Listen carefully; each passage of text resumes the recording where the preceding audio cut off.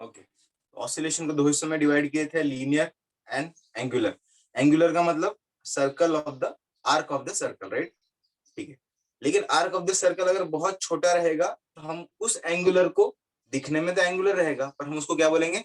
Linear. ठीक है, generally pendulum जो होता है ना, पेंडुलम दिखने में एंगुलर होता है लेकिन पेंडुलम बहुत कम डिस्टेंस ट्रेवल करना चाहिए, अगर करेंगे वैसा तो उसको हम लोग लीनियर कंसीडर करते हैं। ठीक है, जनरली घड़ी जो है हमारी वॉल क्लॉक वाला पेंडुलम, उसको हम लोग लीनियर कंसीडर करते हैं, लीनियर ऑसिलेशन परफॉर्म कर रहा है।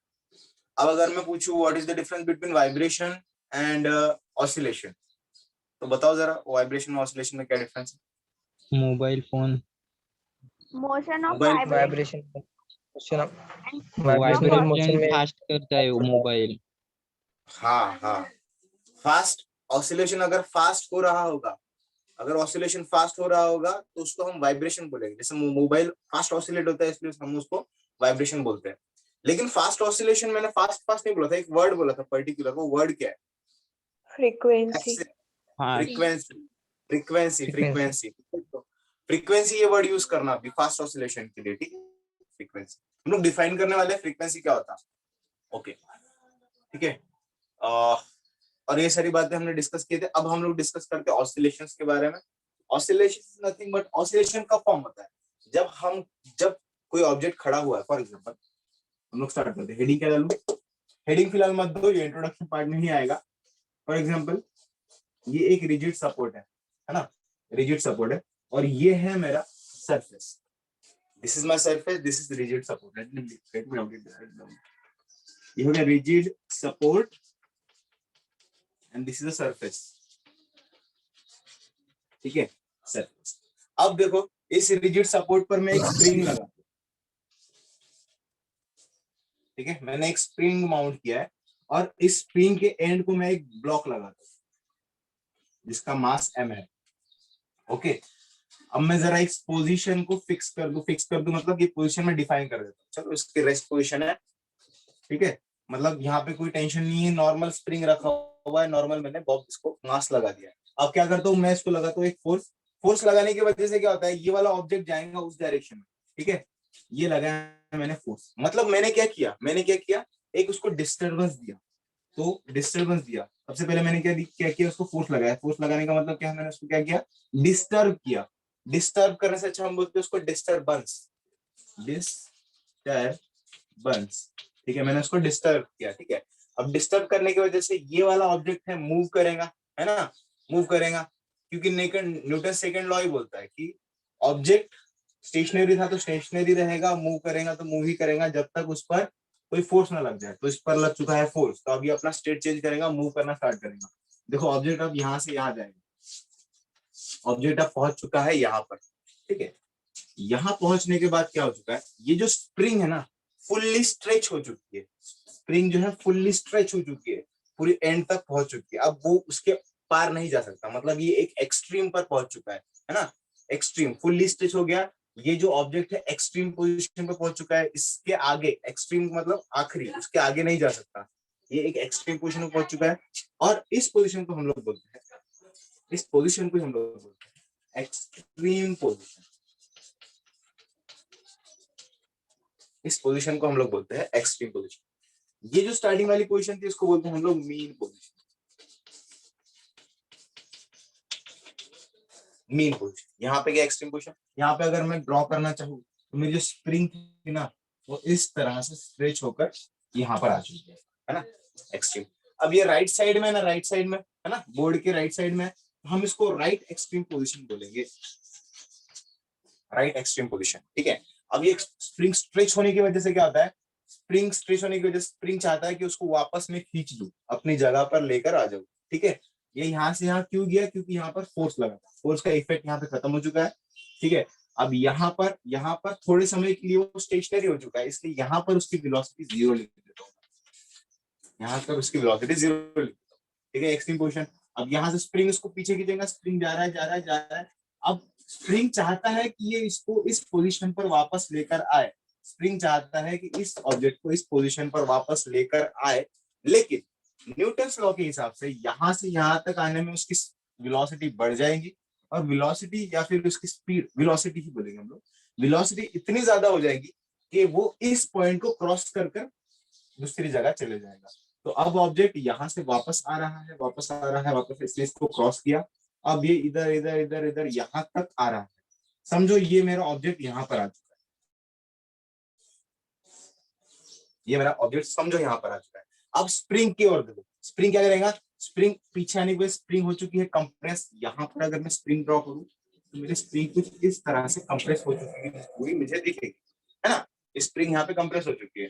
अब ये कंप्रेस स्प्रिंग जो है इससे ज्यादा कंप्रेस, स्प्रिंग जो है इससे ज्यादा कंप्रेस नहीं हो सकती, स्प्रिंग इससे ज्यादा कंप्रेस नहीं हो सकती, इसलिए ये उसकी एक्सट्रीम पोजीशन है। इसके इसके बाहर तो नहीं जाएगा वो, राइट, ये उसकी एक्सट्रीम पोजीशन है। तो ये भी एक इसके बाहर नहीं जा सकता, इसलिए इस पोजीशन को बोलते हैं एक्सट्रीम पोजीशन। तो हम लोग इसको लिखेंगे एक्सट्रीम पोजीशन, है ना। अब ये पोजीशन लेफ्ट साइड में है, इसलिए इस पोजीशन को हम लोग कहते हैं left extreme position, right, left extreme position. तो इसी प्रकार ये यहाँ पहुंच चुका है, ठीक है। अब स्प्रिंग जो है पूरी तरह से कंप्रेस हो चुकी है। जब स्प्रिंग पूरी तरह से कंप्रेस होती है, वो चाहती है कि मैं फ्री हो जाऊं, तो ये कंप्रेस होने के बाद स्प्रिंग क्या करेंगे, इसको धक्का मारेंगे, फिर से धक्का मारेंगे, और फिर से धक्का मारने के बाद स्प्रिंग चाहती है कि वो इस ऑब्जेक्ट यहाँ पर आ जाए, वो ऑब्जेक्ट यहाँ पर आ जाए, लेकिन ऐसा नहीं होता। ऑब्जेक्ट फिर से यहाँ पे आता है, उसकी स्पीड फिर से बढ़ती है, वो फिर यहाँ जाता है, फिर वहां पे जाने के बाद उसकी फिर स्प्रिंग स्ट्रेच होता है, और फिर अपना ऑब्जेक्ट इस तरह का मोशन परफॉर्म करने लग जाता है। और इस तरह के मोशन को हम लोग क्या कहते हैं, ऑसिलेशन, है ना। देखो क्या कर रहा है, to fro to fro to fro, to and fro, to and fro motion को हम लोग ऑसिलेशन कहते हैं। यहां पर ये बताने का मकसद क्या है हमारा, यहाँ पर तीन तरह के हमको पोजीशन मिलते हैं। फर्स्ट इज बीच वाला main position, second is right side को जो रहेगा right extreme position, and last one यहाँ पे जो है यह है लेफ्ट एक्सट्रीम पोजीशन। और एक एक टर्म को समझो, और एक एक टर्म को समझो। ये जो है ना मेन पोजीशन, और ये जो है ना एक्सट्रीम पोजीशन, यहां से यहां तक के डिस्टेंस को, ये एक चीज, ये है ना मेन पोजीशन, ये है ना एक्सट्रीम पोजीशन, यहां से यहां तक के डिस्टेंस, इस डिस्टेंस को और इस डिस्टेंस को एक टर्म कहा जाता है जिसे हम लोग कहते हैं एम्पलीट्यूड। और एम्पलीट्यूड को ए से डिनोट किया जाएगा। सिमिलरली इस यहां से लेकर यहां तक के डिस्टेंस को एक टर्म कहा जाता है, इसको हम कहते हैं एम्पलीट्यूड। यहाँ भी एम्पलीट्यूड को ए से डिनोट किया जाएगा। मतलब अगर यहाँ मैं मेरा displacement x is equal to 0 मानू, तो इस डायरेक्शन में जाएगा तो भी फाइनल यहाँ तक का डिस्टेंस ट्रेवल करेंगे, यहाँ तक के डिस्टेंस को हम लोग बोलेंगे ए एम्पलीट्यूड। अगर मैं इसको x इक्वल टू 0 बोलूं, यहाँ से यहाँ तक के जो डिस्टेंस जाएंगे उसको बोलेंगे हम ए। लेकिन थोड़ा सा कन्वेंशन के बारे में देखो, अगर मेरा डिस्टेंस इस डायरेक्शन में जा रहा है ना, मेरा ऑब्जेक्ट इस डायरेक्शन में जा रहा है, तो यहाँ से यहाँ तक के डिस्टेंस को हम लोग ए बोलेंगे। लेकिन वो राइट साइड में रहेगा तो हम उसको पॉजिटिव ए लिखेंगे, ठीक है, पॉजिटिव ए, है ना। सिर्फ साइन कन्वेंशन, पॉजिटिव का मतलब राइट साइड, ठीक है।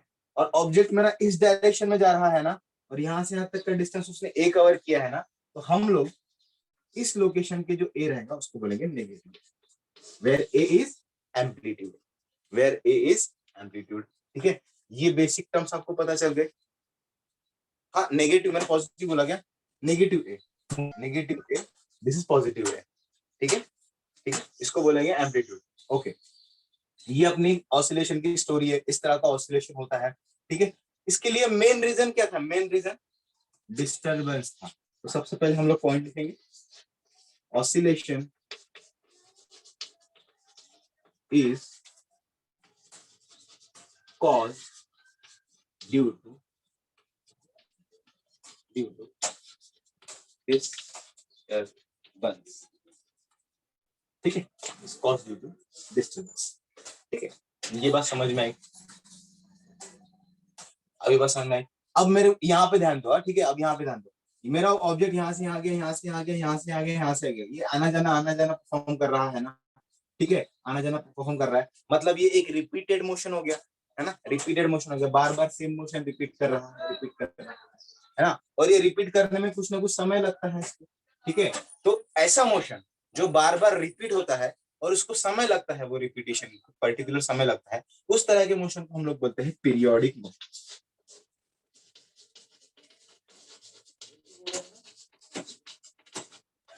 पीरियोडिक मोशन में क्या होता है, मोशन रिपीट होता है, मोशन रिपीट होता है certain interval, certain time interval में, ठीक है। कौन सा मोशन रहेगा ये, पीरियोडिक मोशन, ठीक है, रिपीट हुआ तो, ठीक है, रिपीट हुआ तो। लेकिन लेकिन जनरली रिपीट नहीं होता, जनरली रिपीट नहीं होता। क्यों, क्योंकि ये जो सरफेस है ना, सरफेस, इस पर होता है फ्रिक्शन, इस पर होता है सरफेस पर फ्रिक्शन। और जो हवा है ना, हवा है ना, हवा के अंदर होती है विस्कोसिटी। विस्कोसिटी का यूनिट बताओ, विस्कोसिटी का, विस्कोसिटी अगर मुझको बताना है तो कौन सा कोएफिशिएंट यूज करते हैं और उसका नोटेशन क्या है ये बताओ। जैसे यहाँ पे फ्रिक्शन के लिए म्यू बताया मैंने, ईटा, ईटा ये होती है मेरी, हवा में होंगी विस्कोसिटी, सरफेस पे होंगी फ्रिक्शन, ठीक है, जनरली, ठीक है। तो मोशन क्या होती है, रिपीट होती है, जो मोशन रिपीट होती है सर्टेन इंटरवल ऑफ टाइम में उसको हम लोग पीरियोडिक मोशन बोलते हैं। लेकिन जनरली पीरियोडिक मोशन नहीं रहती, जनरली यहाँ पे क्या प्रेजेंट होता है, सरफेस का फ्रिक्शन और हवा की विस्कोसिटी। अब हवा की विस्कोसिटी होने की वजह से मोशन रिपीट नहीं होती। मैंने इसको धक्का मारा ना, थोड़ा इधर जाएगा, इधर जाएगा, इधर जाएगा, फिर ऐसे ऐसे ऐसे ऐसे करते करते बीच में रुक जाएगा, ठीक है, बीच में रुक जाएगा, ठीक है। लेकिन अगर मैंने ये नेग्लेक्ट कर दिया तो क्या होगा, अगर मैंने ये चीज नेग्लेक्ट कर दी, ये और ये चीज अगर मैंने नेग्लेक्ट कर दी, अब बताओ मोशन कंटिन्यूअसली करेगा ना, करेगा। मोशन यहाँ से मैंने जैसे एक बार धक्का मारा तो कंटिन्यूअसली यहाँ से यहाँ इनफाइनाइट टाइम इंटरवल तक करते रहेगा, है ना, है ना। कब करेगा, जब मैं इसको और इसको नेग्लेक्ट कर दूंगा।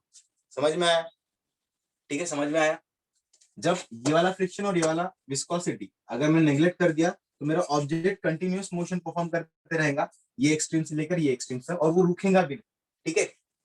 तब मैं कहूंगा कि ये वाला मेरा जो मोशन है, ये वाला मेरा मोशन पीरियोडिक मोशन, ठीक है। तो इसी कॉन्सेप्ट पर म्यू और विस्कोसिटी, इसी कॉन्सेप्ट पर हम लोग ऑसिलेशन को दो हिस्सों में डिवाइड करेंगे, ऑसिलेशन को हम लोग दो हिस्सों में डिवाइड करेंगे। देखो दो हिस्से कौन से हैं, मैं फिर से एक बार बताऊंगा आपको, ठीक है, अगर कंफ्यूजन हो रहा होगा तो दो हिस्सों में डिवाइड करेंगे। सबसे पहला damped oscillation and second one is undamped oscillation, undamped oscillation. Damped oscillation का मतलब क्या होता है, अगर सरफेस पर फ्रिक्शन प्रेजेंट है, अगर सरफेस पर फ्रिक्शन प्रेजेंट है और हवा में विस्कोसिटी प्रेजेंट है, इसके वजह से वो क्या डैम्पिंग होगा, डैम्पिंग मतलब रुकना, है ना, रुकना, रुकना, डैम्प हो जाएगा, ठीक है। तो जो रुकते रुकते ऑसिलेशन होता है उसको हम लोग डैम्प्ड ऑसिलेशन बोलते हैं, ठीक है। अब मैं अगर इसको और इसको नेग्लेक्ट कर दूं, ठीक है, तो उसको हम लोग बोलेंगे अनडैम्प्ड ऑसिलेशन। अनडैम्प्ड मतलब नहीं रुकने वाला, कंटिन्यूअस परफॉर्म करने वाला। इसका मतलब ये मैंने नेग्लेक्ट कर दिया तो कंटिन्यूअस मोशन परफॉर्म करते रहेगा, ठीक है, समझ में आया। इसलिए अनडैम्प्ड ऑसिलेशन, अनडैम्प्ड ऑसिलेशन हमेशा पीरियोडिक मोशन होता है। Undamped oscillation is every time a periodic motion and damped oscillation is not a periodic, ठीक है। हम इसको लिखेंगे बारी बारी, ठीक है। पहले इसका स्क्रीनशॉट बना लो, मैं इस चीज को एक बार शॉर्ट में फिर से एक्सप्लेन करता हूँ। स्क्रीनशॉट बनाओ, ओके, आई होप आपने स्क्रीनशॉट बना लिया होगा। फिर से मैं बताता हूँ, ये मैंने एक सिस्टम कंसीडर किया है, सिस्टम का नाम है spring mass system. Spring mass system, spring mass system पर जब मैं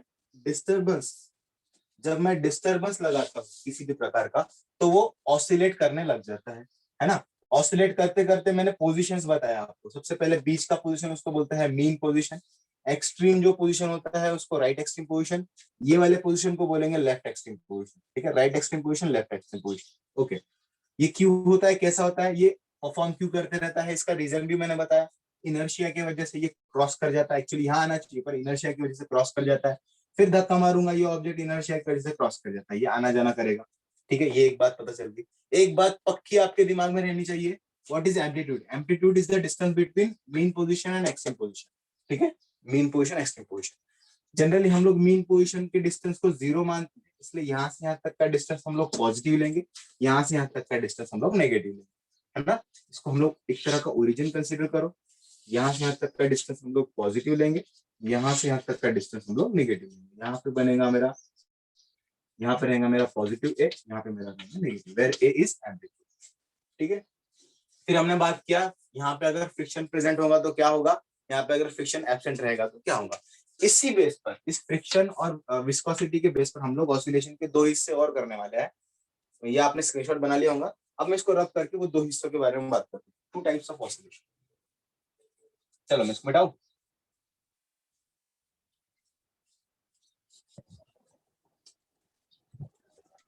Oscillation is also divided into two types. First one is undamped oscillation.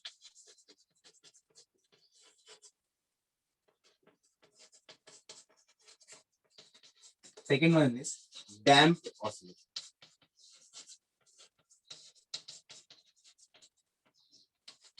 है ना? डैम्प करना मतलब क्या है? अब इसका एग्जैक्ट मीनिंग तो नहीं बता सकता मैं। डैम्प मतलब रोकना, है ना, रोकना, या फिर किसी तरह का रेजिस्टेंस।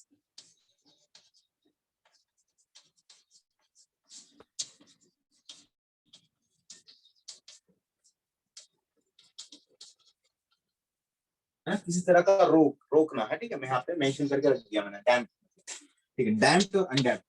अनडैम्प्ड मतलब नहीं रुकने वाला। मतलब क्या होगा, समझो मेरा ये ऑब्जेक्ट इस तरह का है, ये मेरा स्प्रिंग है और ये है मेरा मास। इसको मैंने डिस्टरबेंस प्रोवाइड करा। डिस्टरबेंस प्रोवाइड करना जरूरी है। अगर हम लोग डिस्टरबेंस प्रोवाइड नहीं करेंगे तो मोशन स्टार्ट ही नहीं होगा। हमने डिस्टरबेंस प्रोवाइड किया, ये करने के बाद ये यहाँ से यहाँ जाएगा और यहाँ से यहाँ आएगा, ठीक है। अब यहाँ पे देखो, यहाँ से एक बार मोशन स्टार्ट हुआ ना, यहाँ से यहाँ जाएगा, यहाँ से वापस आएगा, फिर यहाँ पे आएगा और फिर ऐसे जाएगा, और ये मोशन कंटिन्यूअसली परफॉर्म करते रहेगा। ओके, अब यहाँ पे देखो अनडैम्प्ड में क्या होता है। यहाँ पर फिर से हम लोग क्या मेंशन करेंगे, म्यू इज 0, ईटा इज 0, ठीक है। यहाँ पर देखो,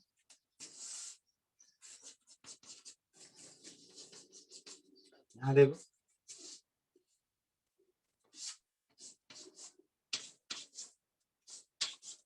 यहाँ पर क्या होता है देखो। मैं स्प्रिंग थोड़ा सा छोटे से बना, ठीक है। ये मेरा स्प्रिंग है, कंप्रेस, ये मोशन परफॉर्म कर रहा है।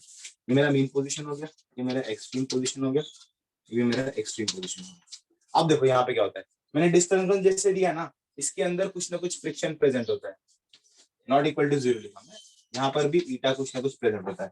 फ्रिक्शन प्रेजेंट होने की वजह से मेरा ऑब्जेक्ट यहाँ से यहाँ तो गया, यहाँ से यहाँ तो गया, ठीक है। समझो मैंने धक्का मारा, ऑब्जेक्ट यहाँ से यहाँ गया, यहाँ से यहाँ गया, ओके। लेकिन अब नेक्स्ट टाइम यहाँ से यहाँ जाएगा तो ये डिस्टेंस तक नहीं जाएगा, बीच में कहीं पे रुकेगा, फिर वापस आएगा, फिर बीच में कहीं रुकेगा, फिर ऐसे ऐसे ऐसे ऐसे करते करते मेरा ऑब्जेक्ट यहाँ पे स्टेशनरी हो जाएगा, ठीक है।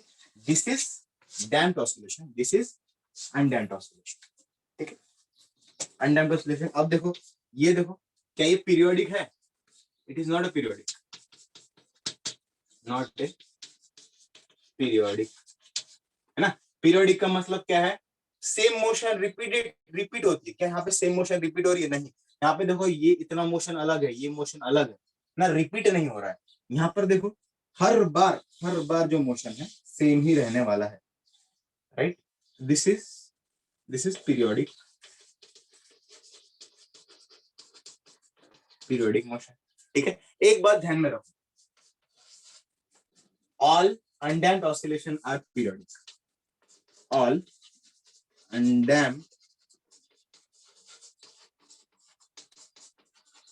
oscillations are periodic,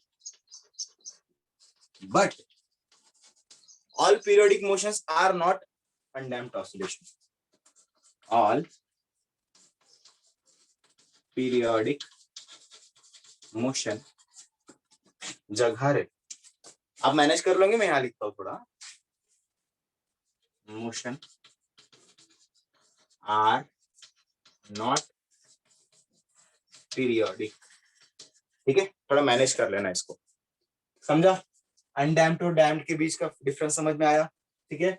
यहाँ पर mu is not equal to 0 लिखा है, यहाँ पे eta is not equal to 0 लिखा है, यहाँ पे म्यू 0 लिखा है, यहाँ पे ईटा भी 0 है। Periodic motion, non periodic motion, ठीक है। यहाँ पर वो रेस्ट, एक समय आएगा वो जाके रुक जाएगा, ठीक है। अब इसका स्क्रीनशॉट बनाओ। Sir, all periodic motion are not undamped oscillation लिखो। यही अभी मैं बताऊंगा, देखो। आपने वहाँ पे periodic ही लिखे। All undamped oscillations लास्ट में सेंटेंस के are periodic but all periodic motion are not, यहाँ क्या लिखना चाहिए? Undamped oscillation. Okay okay,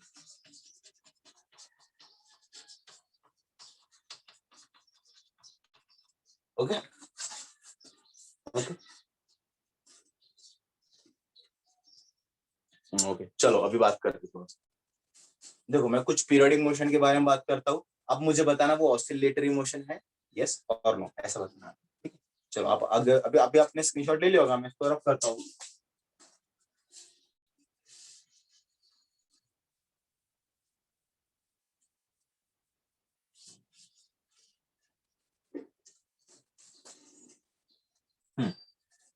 consider करेंगे जैसे एग्जाम्पल ये हमारी watch, this is my watch, ठीक है।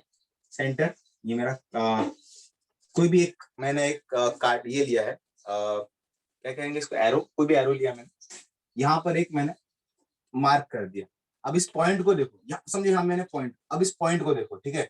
अब जैसे जैसे कांटा घूमेंगे पॉइंट भी घूमेंगे, गोल गोल गोल गोल गोल गोल, ठीक है। चलो अब ये पॉइंट हो गया, अब मुझे बताओ कि ये पीरियोडिक है क्या?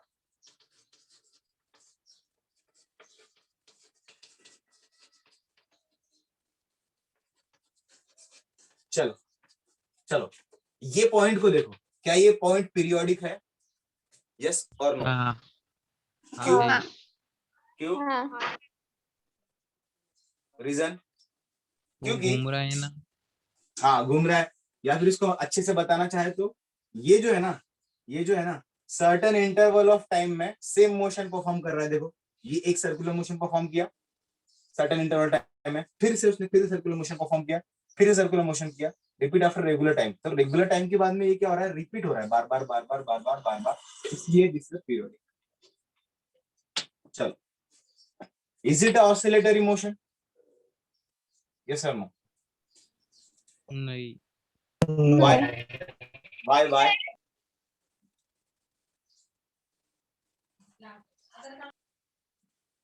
It is not an oscillatory motion. Reason? oscillation का हमने डेफिनेशन क्या किया था? टू एंड फ्रो, आना जाना, ठीक है, या फिर अप एंड डाउन। यहाँ पर देखो सिर्फ जा रहा है, ऑब्जेक्ट सिर्फ जा रहा है, सिर्फ टू मोशन पर, फ्रो नहीं आ रहा है, जाने के बाद वापस नहीं आ रहा है, सिर्फ जा रहा है, सिर्फ जा रहा है, सिर्फ जा रहा है, सिर्फ जा रहा है, समझ में आ रहा है? सिर्फ ये ऑब्जेक्ट जाने की वजह से सिर्फ to motion is fro, to मतलब जाना, फ्रो मतलब आना, ऐसा ही कुछ, ठीक है। तो एक ही मोशन परफॉर्म हो रही है, टू एंड फ्रो नहीं हो रहा है, इसलिए इसको हम लोग ऑसिलेशन नहीं बोलेंगे, इज नॉट एन ऑसिलेशन, ठीक है। नॉट, यस, नो, नो लिख देता हूं, ठीक है। चलो और एक ये ले लो, एग्जांपल ले लो, ये हमारा सन है, ठीक है, यहाँ पर हमारा अर्थ है और ये इसके रिवॉल्व घूम रहा है। चलो बताओ क्या ये पीरियोडिक है? हाँ। क्या ये हाँ। ऑसिलेटरी है? नहीं। नहीं।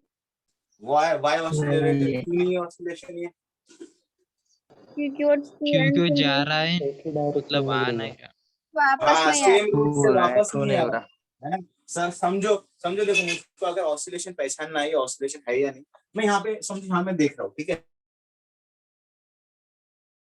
तो ना हमेशा वो जाते हुए दिखेगा इस डायरेक्शन में, है ना। देखो हमेशा यहाँ पे मैं देखूंगा तो मुझको वो जाते हुए दिखेगा, मुझको अगर मैं यहाँ देखूंगा ना, मुझको वो जाते हुए भी दिखना चाहिए और सेम रूट से वापस आते हुए भी दिखना चाहिए, है ना। मुझको सिर्फ यहाँ वो जाते हुए दिखता है, इसका मतलब this motion is not oscillation, no, ठीक है। Screenshot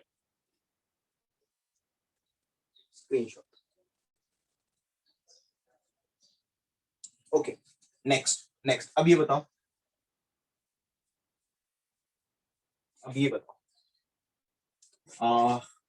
one two three, third example, ये मैंने कैविटी बना दी, ठीक है, ये मैंने एक धरती में छेद कर दिया फॉर एग्जाम्पल। अब यहाँ मैंने एक बॉल लिया है, ये बॉल, ठीक है, ये बॉल लिया है, अब बॉल को मैंने ड्रॉप किया है। अब ड्रॉप करने के बाद बॉल जाएगा यहाँ पर, यहाँ से यहाँ जाएगा, यहाँ पहुंचा और फिर जाने के बाद जा रहा है, जाने के बाद फिर से अप एंड डाउन, इस तरह का मोशन परफॉर्म करने लगता है। ठीक है, सबसे पहला क्वेश्चन इजी था, पीरियोडिक मोशन। नहीं, नहीं है। नहीं है। व्हाई नहीं not? Why not? Oscillatory region है। पूरी डिस्टेंस है। वो जा नहीं रहा, मतलब वो मतलब कवर नहीं करती। पीरियोडिक मोशन की सबसे पहले डेफिनेशन क्या है? एक टू ऐसा और मोशन जो रिपीट होता है, रिपीट होता है, रिपीट होता है, रिपीट नहीं हो रहा है। स्वराज का कहना है रिपीट हो नहीं रहा है, कि देखो समझो मैंने पॉइंट नंबर 1 से क्या शुरुआत की, फिर ऑब्जेक्ट आ गया पॉइंट नंबर 2 पे, ठीक है, सर, फिर वहां से वापस आया पॉइंट नंबर 1, सर। रिपीट हो रहा है ना, हाँ रिपीट हो रहा है। दिस इज अ हाँ, periodic motion. periodic. Yes, it is a periodic motion. चलो बताओ ये ऑसिलेटरी है क्या? है है हाँ, यस, ये रिपीट भी हो रहा है, साथ ही साथ साथ अगर मैं यहाँ पे उसको देखूं, यहाँ पर मैं पॉइंट देखूं, तो मुझको ये जाते हुए भी दिखेगा और कुछ समय बाद उसी पॉइंट से आते हुए भी दिखेगा। इसका मतलब to and fro motion is possible over here, and this is the oscillatory motion. We will say that it is the oscillatory motion. Yes, okay. और एक एग्जांपल अभी जो मैंने लिखा था, कंसीडर करता हूँ ये मेरा रिजिड सपोर्ट है, इस पर मैंने लगा दिया स्प्रिंग और यहाँ पे लगा दिया एक मास। ठीक है, मैंने इसको डिस्टर्बेंस नीचे प्रोवाइड किया, डिस्टर्बेंस नीचे प्रोवाइड करने की वजह से यहाँ पर ये थोड़ा नीचे जाएगा, ये ऊपर आएगा, नीचे ऊपर नीचे ऊपर, up down up down up down up down. चलो ठीक है, और मैंने ना इसके अंदर सारा विस्कोसिटी और सारा हटा दिया है। ठीक है, वो ध्यान में रखना, यहाँ पर भी मैंने फ्रिक्शन हटा दिया था, इस वजह से वो परफॉर्म कर रहा है। ठीक है, फ्रिक्शन जीरो था, जीरो था, ठीक, सब हटा दिया मैंने। अब यहाँ देखो, बताओ ये पीरियोडिक है क्या? है यस, है बिकॉज ये मोशन देखो अप एंड रिपीट होने डाउन। वाली, बार बार बार बार बार बार रिपीटेड मोशन, मतलब पीरियोडिक। क्या ये ऑसिलेशन है? नहीं है। व्हाई? बेटा ये ऑसिलेशन है। देखो यहाँ पर अगर एक पॉइंट रखता हूं मैं, ठीक है, और यहाँ पे मास देखता हूँ, तो मुझको नीचे जाते हुए भी दिखेगा और उसी समय वापस आते हुए भी दिखेगा ना, तो up and down up and down up and down up and down, ये मीन पोजीशन के अलोंग, ये देखो ये एक्सट्रीम पोजीशन हो गया, एक्सट्रीम पोजीशन हो गया, up and down motion perform कर रहा है। This is oscillation motion, right और रॉन्ग? एग्री? राइट। हाँ सर, राइट, ठीक है, अब समझ में आया ना ऑसिलेशन? तो आप अभी किसी भी मोशन को देखकर पहचान पाओगे ये ऑसिलेशन मोशन है या नहीं? हाँ सर। हाँ सर। ठीक है, ऑसिलेशन दो तरह के होते हैं, यहाँ पर मैंने ये पीरियोडिक मोशन, पीरियोडिक ऑसिलेशन है ना, पीरियोडिक ऑसिलेशन यानी अनडैम्प्ड ऑसिलेशन। जनरली कुछ ऑसिलेशन करते करते करते करते रुक भी जाता है, उसको हम लोग डैम्प्ड ऑसिलेशन कहते हैं। This is also oscillation, right? इसको अच्छे से सुंदर से नोट्स बना के लिखना आपने, ठीक है? ओके, तो मेरे ख्याल से ये सारे एग्जांपल काफी आपको समझने के लिए ऑसिलेशन एक्चुअली में होता है। ठीक है, हम थोड़ा आगे बढ़ते हैं। चलो रब कर दो इसको। हाँ सर। अब देखो, हमने तो समझ लिया भाई ऑसिलेशन दो तरह के होते हैं, डैम्प्ड और अनडैम्प्ड।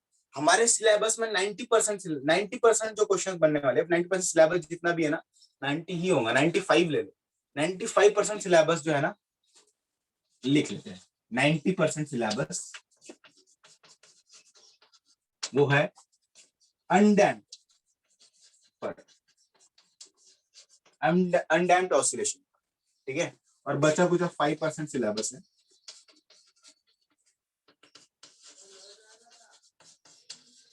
Damped oscillation. मतलब अभी जो हम ज्यादा डिस्कस करने वाले हैं उसके अंदर हम लोग फ्रिक्शन को नेग्लेक्ट कर देंगे, एयर की विस्कोसिटी को नेग्लेक्ट कर देंगे, और फिर उसके अंदर हम लोग स्टडी करेंगे। जनरली हम लोग क्या ये मोशन में क्या फाइंड करते हैं? एक्सेलरेशन, वेलोसिटी, डिस्प्लेसमेंट, ये सारी चीजें हम लोग फाइंड करते हैं। ठीक है, तो चलो आ जाओ, ये चीज समझ में आ गया। ओके, अब ऑसिलेशन का जो पाथ होता है, जरूरी है कि स्ट्रेट लाइन ही हो, जरूरी है कि स्ट्रेट लाइन ही हो? मैं तो ऐसा बता रहा हूँ, ऑसिलेशन ऐसा भी होता है, नहीं। देखो टू एंड फ्रो कैसे भी कर सकता है ना, ये ऐसे भी कर सकता है, ऐसे भी कर सकता है, ये देखो ऐसा भी कर सकता है, ऐसे भी कर सकता है, टू एंड फ्रो, है ना, उसकी मर्जी। पाथ कुछ भी हो सकता है, बस टू एंड फ्रो आना और जाना चाहिए, बात ऑसिलेशन हो गया। ठीक है, एनी पाथ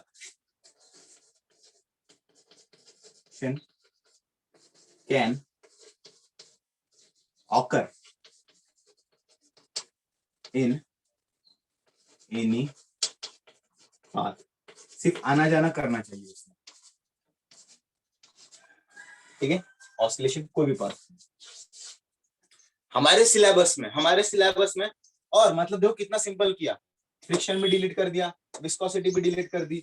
अब उन्होंने इतने सारे डिफिकल्ट पाथ में से सबसे सिंपल पाथ कौन सा, स्ट्रेट लाइन ना, ये वाले पाथ का ही ऑसिलेशन हमको पढ़ना है, जिसको हम लोग सिंपल हार्मोनिक मोशन कहते हैं, सिंपल पाथ का ऑसिलेशन, ठीक है, एसएचएम जिसको हम लोग कहते हैं।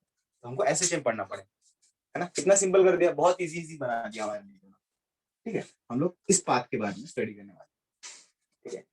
लेकिन ये सब डिस्कस करने से पहले दो मेन चीजें हमको बताना चाहिए ऑसिलेशन कंप्लीट करने के लिए। सबसे पहली चीज है मीन पोजीशन क्या होता है। आई होप आपको थोड़ा थोड़ा मीन पोजीशन के बारे में आइडिया आ चुका है, मीन पोजीशन क्या होता है। And second one is restoring force, जो फोर्स उसको मीन पोजीशन पर लाने की कोशिश करता है ना, वो रिस्टोरिंग फोर्स। ये दो चीजों के बारे में आइडिया होना चाहिए। तो मैं जरा इसको रब करके, आप इसका स्क्रीनशॉट बनाना चाहते हो बना लो। यहाँ पे मैं एक काम करो, एक बात ज्यादा स्क्रीनशॉट बनाने से अच्छा बच्ची वाली जगह पे लिख लेता हूँ। Two things, necessary for oscillation। सबसे पहले तो यार मीन पोजीशन डिफाइन होना चाहिए, mean position. Second one is restoring force. क्या होता है रिस्टोरिंग फोर्स, जरा एक बार बता दो मुझको, व्हाट इज रिस्टोरिंग फोर्स। सिर्फ मुझको मीनिंग समझा दो जो फोर्स ऑब्जेक्ट को उसके मेन पोजीशन पे लाता है, लाने की कोशिश करता है, कोशिश करता है, हर बार वो सफल होता है इसका हम लोग गारंटी नहीं देते, ठीक है। जैसे फॉर एग्जांपल रिस्टोरिंग फोर्स के बारे में बात करूं तो चलो फॉर एग्जांपल अभी ऑसिलेशन तो हर तरह का होता है, स्प्रिंग मास का भी ऑसिलेशन देखा हमने, वो डेप्थ में ऐसा ऑसिलेशन देखा। अब हम लोग चलो बात करते हैं, फॉर एग्जांपल मैंने थर्मोकॉल लिया, उसको पानी के अंदर मतलब प्रेस कर दिया और छोड़ दिया, अप एंड डाउन करेगा, is that oscillation motion, yes और नो। यस, मैंने थर्मोकॉल को पानी में डुबा के ऐसे किया, इज दैट ऑसिलेशन मोशन। अब इसके अंदर रिस्टोरिंग फोर्स कौन सा है, कौन सा फोर्स उसको मेन पोजीशन पर लाने की कोशिश कर रहा है, जरा ये बताओ। Restoring force. कौन सा रिस्टोरिंग फोर्स तो एक टर्म है, जो फोर्स उसको, अब इसमें अलग अलग देखो, रिस्टोरिंग फोर्स एक ऐसा टर्म है, सिर्फ वो टर्म को हम लोग डिफाइन करते हैं कि ये वाला फोर्स लाने की कोशिश करता है। अब हमको वो फोर्स पहचानना है, ये कौन सा, यहाँ पर कौन सा फोर्स पानी में जो उसको नीचे, नाम मैंने तो कहानी बता दी उसकी, याद करो, आर्किमिडीज की, थ्रस्ट फोर्स, बायंट फोर्स, है ना। यहाँ पर रिस्टोरिंग फोर्स का काम कौन कर रहा है, बायंट फोर्स। समझ में आ रहा है, अच्छा ठीक है। समझो, ये बायंट फोर्स ध्यान में रखो।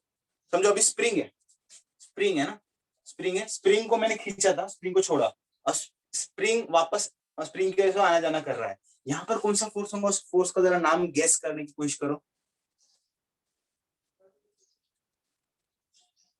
उस फोर्स को हम लोग स्प्रिंग फोर्स कहते हैं, स्प्रिंग फोर्स, स्प्रिंग की वजह से आने वाला फोर्स, उसको रिस्टोर करने वाला है स्प्रिंग फोर्स, ठीक है। कभी कभी क्या होता है, कोई चीज हवा में छोड़ दो तो वो ऊपर नीचे होने लग जाती है, या फिर कोई चीज की वजह से, तो वो ग्रेविटेशनल फोर्स की वजह से होता है, ऐसे हम लोग बोले, है ना। अब पेंडुलम, फॉर एग्जांपल मैं अगर पेंडुलम लेता हूँ, पेंडुलम लिया, ठीक है, ये मेरे पेंडुलम की इनिशियल पोजीशन थी, मैंने धक्का मारा पेंडुलम मेरा यहाँ से यहाँ आ गया, पेंडुलम नीचे आता है ना, क्यों नीचे आता है, किस फोर्स की वजह से नीचे आता होगा,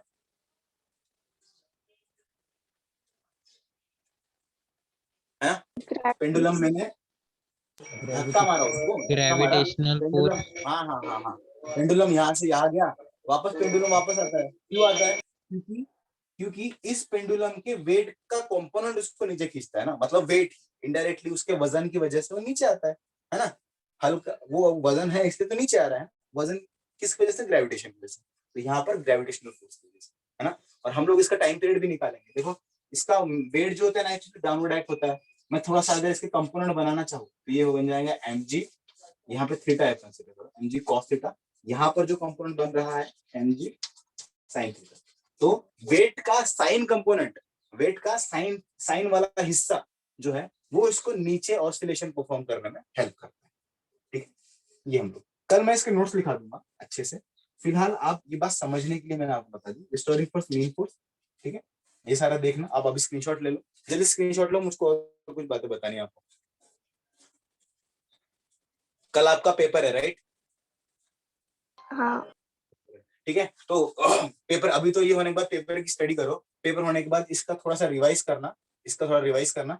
रिवाइज करने के बाद ना डिफरेंशिएशन आपको पता है ना, डिफरेंशिएशन क्या होता है ना? राकेश सर ने आपको डिफरेंशिएशन थोड़ा थोड़ा सिखाया है ना बेसिक स्टार्टिंग में?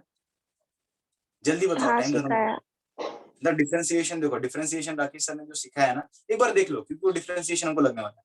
इंटीग्रेशन देख लेना, डिफरेंशिएशन देख लेना, डिफरेंशियल इक्वेशन देख लेना, थोड़े फॉर्मूले ऊपर ऊपर से देख लेना, तो जो बेसिक फॉर्मूले है इंटीग्रेशन के वो देख लेना, डिफरेंशिएशन की देख लेना। इंटीग्रेशन एक्चुअली क्या होता है वो समझ के आ जाना। कब? टेस्ट के बाद में जब आपको टाइम मिलेगा आधे एक घंटे में, जल्दी से डिफरेंशिएशन इंटीग्रेशन के सारे फॉर्मूले समझ लेना।